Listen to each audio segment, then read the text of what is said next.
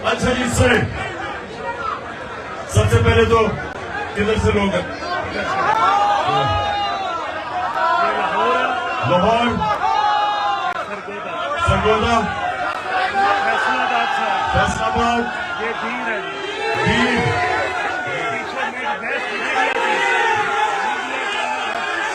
Media की team, social media, शाबाश, social media भी, सोशल मीडिया के इनको हम कहते हैं, ये भी जंग लड़ने वाले हमारे लोग हैं जिनके ऊपर तशद्दुद किया गया है। इससे पीछे पिशावर किधर चला गया? पिशावर के लोग ये टेयर गैसिंग से तो नहीं डर गए? और मर्दान पीछे, मर्दान आगे,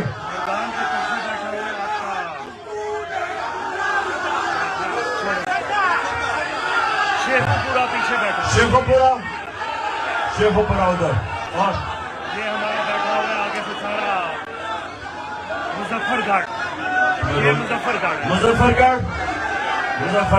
और फैसलाबाद हो गया। ये सारा धीर है बस। अच्छा धीर है सर। अच्छा जी खामोशी, जो बाहर भी, जिनको मैं देख नहीं सकता, जो मुझे देख रहे हैं, जो बाहर हमारे तरीके साहब के टाइगर बाहर बैठे हुए हैं, उनको भी आज मैं सलाम कर रहा हूं। 400 किधर है? अच्छा 400 बहुत पीछे। अच्छा जी सुने आप, खामोशी, देखिए कोई नारे नहीं, अभी नारे नहीं, 10 मिनट रह गए हैं। मेरे पाकिस्तानी और कारकुनों समय में एक बात, अभी नहीं। देखिए हमारा मुल्क आज उधर खड़ा, वो दो रास्तों के बीच में खड़ा हो गया। एक बस आए सर, सुन लिया मैंने, सुन लिया। एक तरफ तबाही का रास्ता, एक तरफ जंगल का कानून और तबाही का रास्ता, एक तरफ जुल्म और नाइंसाफी का रास्ता, एक तरफ वो रास्ता जिधर मेरे नबी सल्लल्लाहु अलैहि वसल्लम ने आज से तकरीबन 1500 साल पहले कह दिया था कि जो कौम ताकतवर मुजरिमों को नहीं पकड़ती, ताकतवर जुर्म करने वालों को जेलों में नहीं डालती, सजा नहीं देती, और सिर्फ कमजोर चोरों को पकड़ती है, वो तबाह हो जाती है। जिस कौम में इंसाफ नहीं होता उसका कोई मुस्तकबिल नहीं है। 1500 साल पहले मेरे नबी सल्लल्लाहु अलैहि वसल्लम ने कहा था कि जो कौम जिधर जुल्म होता है और नाइंसाफी होती है, और फिर से मैं कहता हूं, ताकतवर के लिए एक कानून और कमजोर के लिए दूसरा, इसको जुल्म का निजाम कहते हैं। ताकतवर मुजरिम एक माशरे को ज्यादा नुकसान पहुंचाता है। वो यहां से पैसे चोरी करके बाहर बेचता है, चोरी का नुकसान, और फिर जब मनी लॉन्ड्रिंग करके पैसा बाहर बेचता है डॉलर लेके, दूसरा नुकसान करता है। डॉलर की कमी होती है, रुपया गिरता है। जब रुपया गिरता है तो जो भी चीज आप बाहर से मंगवाते हैं, तेल, बिजली, गैस, कोयला, वो सब महंगी हो जाती है। वो जब महंगी होती है, मुल्क में महंगाई हो जाती है, और मुल्क में महंगाई होती है, गुर्बत बढ़ जाती है। तो ये जो ताकतवर डाकू है, ये जो बड़े बड़े अरबों रुपयों की इन्होंने प्रॉपर्टीज बाहर खरीदी हुई हैं, ये आपको एक पटवारी से, एक थानेदार से ज्यादा नुकसान पहुंचाते हैं। जब पटवारी और थानेदार चोरी करता है तो वो ज्यादा से ज्यादा 2-3 भैंसे खरीद लेगा, चलो घर ठीक कर देगा, लेकिन बाहर तो नहीं पैसा भेजता। जो ताकतवर लोग जब मुल्क में चोरी करते हैं, वो मुल्क का दिवालिया निकाल देते हैं, जो आज पाकिस्तान का है। हम IMF से सिर्फ 6 अरब डॉलर उनसे हम कर्जा लेने की कोशिश कर रहे हैं, और सिर्फ 20,000 पाकिस्तानियों का 10.4 अरब डॉलर दुबई में प्रॉपर्टीज पे पड़ा हुआ है। समझ जाए कि यहां से पैसा बाहर जाता है डॉलर्स में। नवाज शरीफ का अरबों रुपए की इनकी प्रॉपर्टीज है लंदन में, यहां से पैसा चोरी होकर बाहर गया। इनकी तो वहां कोई बिजनेस नहीं थी, यहां से पैसा चोरी किया, बाहर भेज दिया, दुगना नुकसान किया।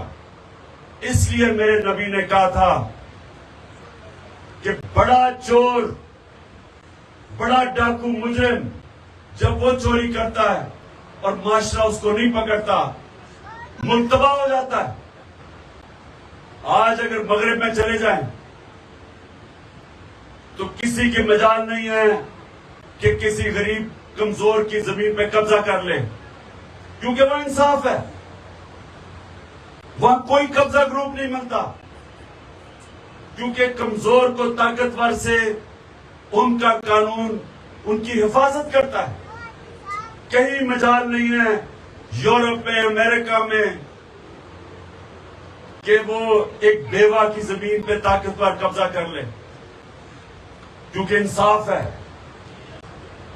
हजरत अली रज़ियल्लाहु ताला ने कहा था कुफर का निजाम चल जाएगा, लेकिन जुल्म और नाइंसाफी का निजाम नहीं चल सकता। बस बस बस बस, अभी नहीं, 5 मिनट रह गए, 5 मिनट रह गए। सुनो जरा, मेरा काम है आप लोगों को अपने दीन के मुताबिक समझाऊं कि हमारे मुल्क के हालात क्या हैं। नमाज में फिर अल्लाह से एक चीज क्या मांगते हैं हम, बताओ? इय्याक नअबुदु व इय्याक नस्तईन नहीं मांगते। वो हम दावा करते हैं कि अल्लाह तेरी इबादत करते हैं, तेरे से मदद मांगते हैं। वो हम अपनी आजादी का दावा करते हैं कि अल्लाह हम अपनी एक इंसान को गैरत देता है, इय्याक नअबुदु व इय्याक नस्तईन, कि अल्लाह हम किसी इंसान के सामने हाथ नहीं झुकाते, हम तेरे से मांगते हैं और तेरी इबादत करते हैं। ला इलाहा इल्लल्लाह का दूसरा मतलब है ये, लेकिन हम मांगते एक चीज है, वो क्या मांगते हैं?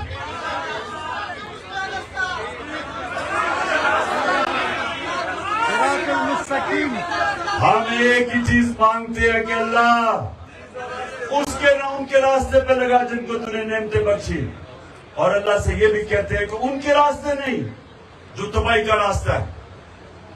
ये 2 रास्ते, नौजवानों ये सुन लो, आप जिंदगी में कितना ऊपर जाएंगे वो सिर्फ और सिर्फ एक चीज पे डिपेंड करेगा कि क्या आप वो उस रास्ते पे हैं, और वो रास्ता है नबी सल्लल्लाहु अलैहि वसल्लम का, क्योंकि वो चलते फिरते कुरान थे।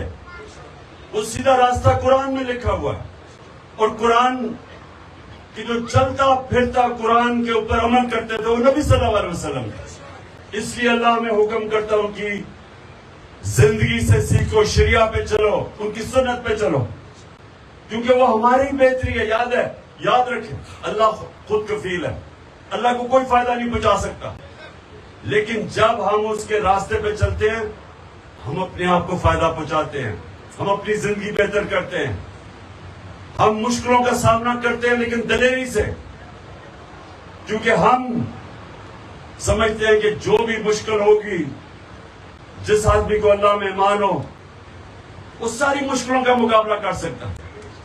मैं जब क्रिकेट खेलता मैदान पे उतरता था, मैं सारी फील्ड मुखालिफ को देखता था और मैं समझता था कि इनमें से कोई भी मुझे हरा नहीं सकता, क्योंकि और अब जब ये मैं 12 जमातों की पीडीएम और इनके साथ जो पीछे इनके हैंडलर बैठे हुए हैं, मैं जब इन सबको देखता हूं तो वो कहते कि जी लाल हमने कांटा डाल दिया इमरान खान पे। मैं इनको समझाता हूँ, बेवकूफो, कांटा सिर्फ अल्लाह डाल सकता है, इंसान नहीं डाल सकता।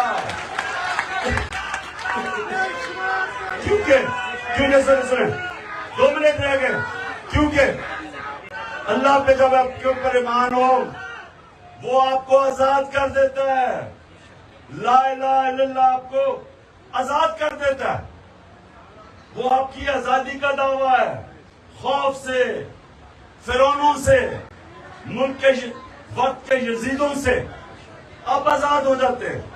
इसलिए मैं आप सबको कहता हूं कि कभी ना भूलें कि जो नारे पे ये बना था पाकिस्तान का मतलब क्या, और फिर ये भी कि हम सब का रिश्ता क्या है, कि हम सब बस सुन लो खुलने लगा रोजा। सुनो मेरी बात। ला इलाहा इल्लल्लाह इंसान को आजाद करता है, इंसान को गैरत देता है, क्योंकि बेगैरत आदमी कभी बड़े काम नहीं कर सकता। गैरत, आपका दीन आपको गैरत देता है, और इससे पैसे का कोई ताल्लुक नहीं होता, अमीरी गरीबी की। असल में तो अमीर होता ही हुआ है जिसमें गैरत हो, जिसकी जमीन की कोई कीमत नहीं होती, जिसको कोई खरीद नहीं सकता, डरा नहीं सकता, वो गैरतमंद आदमी होता है। जो कभी किसी के सामने हाथ नहीं फैलाता, जो कभी झूठ बोलने से डरता है क्योंकि उसकी गैरत चली जाएगी, जो रिश्वत लेते हुए डरता है क्योंकि उसे खौफ खुदा है, और उसको डर होता है कि जब मैं किसी से गलत काम करूंगा मेरी गैरत को नुकसान पहुंचेगा। याद रखें, बड़ा आदमी, बड़ा इंसान कभी बेगैरत नहीं होता। बड़ा अल्लाह जब जिसको इज्जत देता है, बड़ा मुकाम देता है, वो हमेशा गैरतमंद होता है। और जो कौम जो हमने पाकिस्तान बनाना है, वो जब एक कौम दूसरी कौमों से भीख मांगती है, वो अपनी गैरत खो बैठती है। कौमी गैरत जो नबी सल्लल्लाहु अलैहि वसल्लम ने मदीना की रियासत में उन अरबों को दिया था जिनकी हैसियत नहीं थी, उनको दुनिया की इमामत करवाई थी। अल्लाह ने उनको दुनिया की इमामत करवाई थी। 2 सुपर पावर्स उनके सामने घुटने टेक गई थी, क्योंकि वो ला इलाहा इल्लल्लाह समझ बैठे थे, बड़े इंसान बन गए थे। इंसान को पर लग गए थे। जो मौलाना रूमी कहते हैं कि जमीन पे क्यों चूटियों की तरह रेंग रहे हो जब अल्लाह ने तुम्हें पर दिए हैं।